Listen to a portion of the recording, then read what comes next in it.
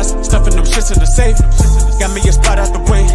Nigga just trying to be safe. Let's get to the sports talk.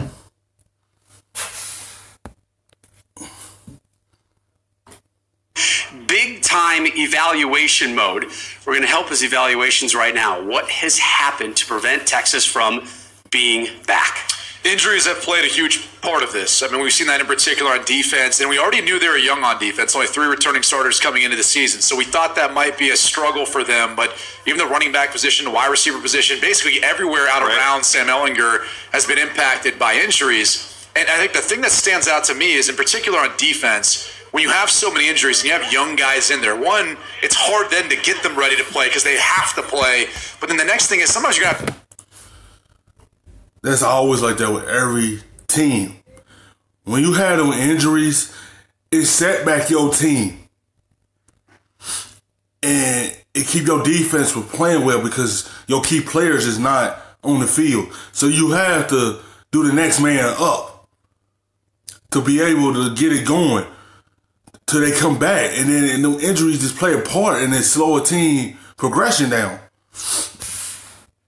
Change your scheme. Yep. And Todd Orlando is a more aggressive defensive coordinator, and at times I think they've given up a ton of big plays, and they've struggled because of that. And it's gotten to the point now where is the team even motivated? Right. I mean, and check out the tape we're going to show on Tom Herman. I mean, you go back and look at last week, what he did before the games, bashes head against a player's helmet. I mean, that just reeks to me of desperation. Yeah. And it's crazy to think where Texas is now at this point in the season compared to where they ended last season, Matt. Yeah, that's interesting. And I think injuries, Coach, you always talk about this, the healthier teams at the end of the season clearly have a better chance of winning football games, especially teams like Texas who have a lot of talent. And when you look at their last 2 games, they played Iowa State and Baylor, 2 of the top 3 defenses in the Big 12 conference, and they just really struggled. Brady, to your point, schemes. I think they've been out-coached, and I think this comes to Tom Herman and this staff really looking themselves in the mirror. Listen, the players got to go out there and play and execute and perform, but they also got to be put in a situation to go out and have success. And I don't think the coaching staff has done that, because you can't sit up here and tell me that Texas doesn't have more talent than Iowa State. They don't have more talent than Baylor. They do, just collectively, they're just not getting. Texas is too inconsistent. They not consistent. They don't sustain anything. Like, you would think after that big win against Georgia in the Sugar Bowl, they would capitalize on that this year. But they came into the season like the year before, where they were playing the same way they played this year. Inconsistent football. You would think after winning that Sugar Bowl, they would capitalize that and take the next step. No, they took a step back. Job done. Yeah, and at the Red River rivalry in our pregame, I talked about the poor tackling and too many big plays in the secondary from defending the pass. They were 118th at this point. And then what happened in this game? CeeDee Lamb had 10 catches for 171 yards and 3 touchdowns. And you see the poor tackling, the lack of communication. There were 6 guys around CeeDee Lamb on that play. And then here, 2, 3 guys around him not making the tackles.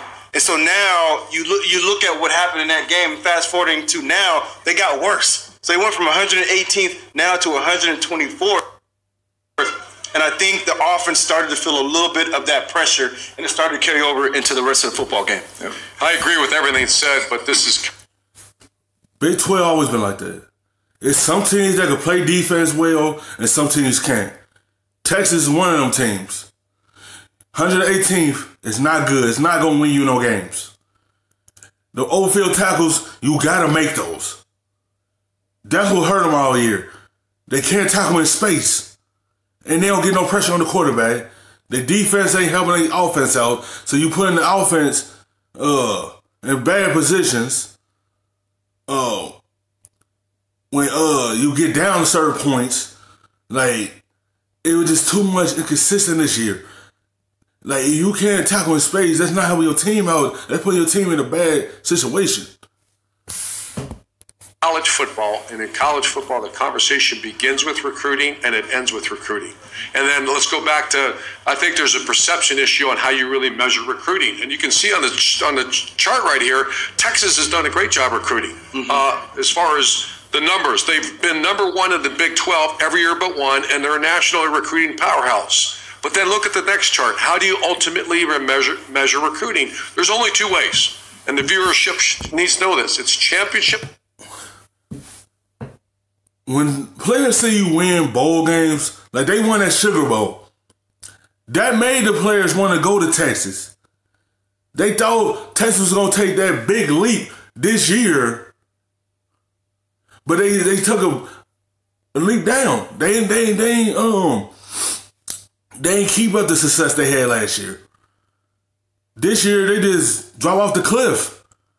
You would think it'd be a next move to make the playoffs, but no, it was held back. They ain't take the next step. They stayed put like the year before the success. And it had to do with the coaching staff as well. Like, you have to put your players in better position to succeed. It is like it come down to coaching as well. One, and it's an NFL draft pick. And the one thing you can see on this chart, NFL draft pick, you're looking at Alabama and Ohio State, over 40 players drafted. Wow. Texas has 13. When we saw that earlier today, I was astonished. And 0 Big 12 titles. So it's not just recruiting, but recruiting and player development, Charles. Right. And that's where you have to, when you talk about evaluation period, when you see injuries, when you see non-development of players or NFL guys, why is that? Is it assistant coaches? Is it the weight room? Is it the nutrition program?